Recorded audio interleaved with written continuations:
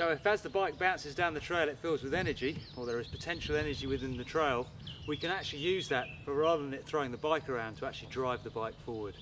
The easiest way, the simplest form of that, is to pump through a small transition.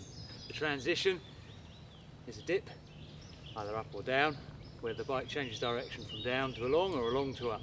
And we can work that transition through using our body mass and compressing the bike and feeding energy through the bike and turning our down force into forward force. Here we've got a very simple upslope where we can push down and through. We're light at the top and then we're compressing down and through the bike, accelerating down the downslope. As I roll through a section and down a downslope, I can push energy down through the bars and pedals, arms and then legs, to create motion.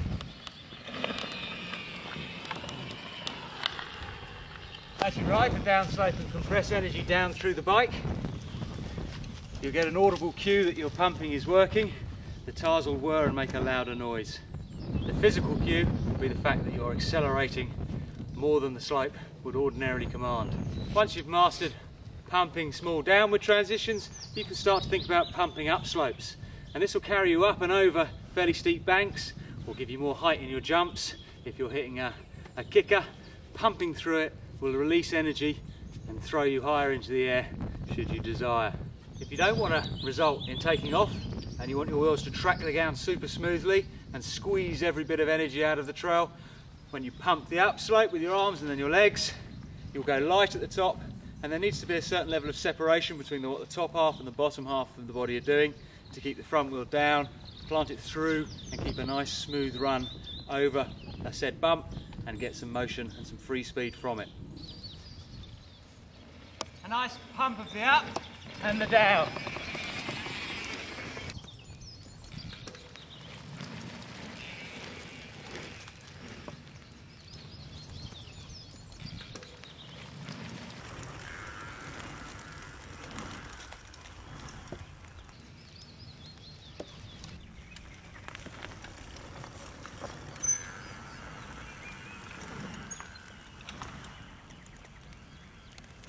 Here we're working on an isolated bump, which a good little place to practice. Start slowly, build your speed up and feel the moment to pump.